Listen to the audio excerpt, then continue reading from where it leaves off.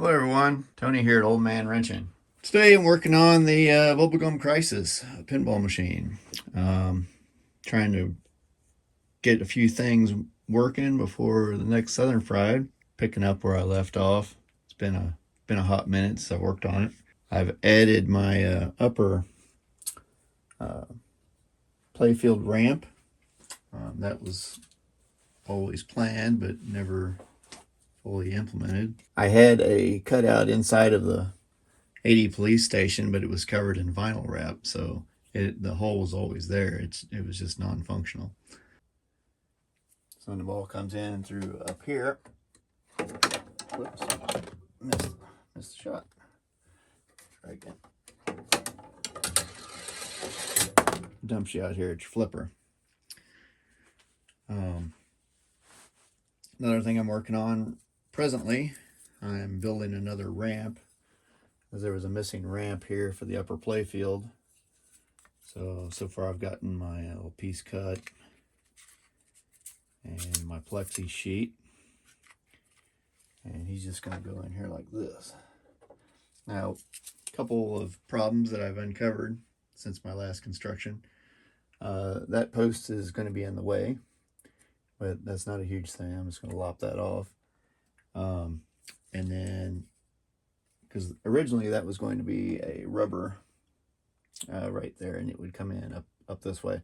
What I figured out that I did was I put that post in the wrong spot. It should have been slightly over and in line with this guy. But I was probably thinking it would be more difficult to ever hit that if that was in the way.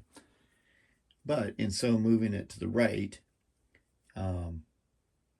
it's now interfering with where the original ramp location was supposed to be. So I'm going to lop that off. The next thing that I found was this angle is probably, I'm going to say that's too steep. And I don't want it to be that steep. So what I'm going to do is I'm going to eliminate this guy. The light can stay because this is clear and it'll shine through there. And what I'm going to do is just drop it off right here. Just like that. Now, this text also will probably disappear because it's going to fall underneath one of these, right? So that doesn't matter a whole lot. This will be a flashing light. That's a good indicator that you can hit something up there. So with that gone, so then my ball path is going to go up this way. It's going to hit that more than likely. So that's going to have still a post on it with a rubber. So it'll come up, it'll hit the post rubber, and it'll fall over into this area. Originally, there was a ramp coming off of this way. And it still may be there. I have to figure out a way, am I going to have some kind of upper playfield thing to maneuver the ball to get it over to that area? There is another playfield section here that is on the original design. There's a building that goes right here. And that's going to be the default if you fail to get it onto the ramp. There's going to be an angle or something to cause the ball to carry over to here, and this will be the dump. And it's going to dump right back into this lane and come over here and hit that and go back into there and then pop, and it's back in play. That was always in the original design. And actually there's supposed to be one up in this area as well that kicks. It's a vuck, and it just kicks and it dumps it back over into this lane as well.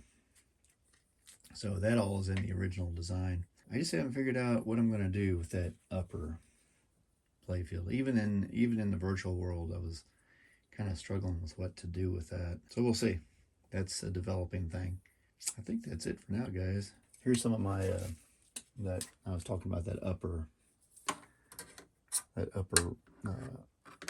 ramp. And these were the two. This is a design that I'm working on. It's basically I'm just using some of this 1/4 inch or 1/2 inch aluminum strips. And what I was thinking, I can make my own custom ramp out of this stuff, and basically just give it a certain distance, probably the same distance as this, and then come up with some kind of ties to tie it together. I always like stuff that I can just walk into a local hardware store and put my hands on it today. You know, you will waste so much time if you're trying to order everything offline all the time, online all the time. It's just ridiculous. And then the shipping costs. And so, yeah, if you can find stuff you can work with at a local hardware store, I think you're better off for it, at least when it comes to home brews. All right, guys, I'm going to call it a day for that. I'll catch you later.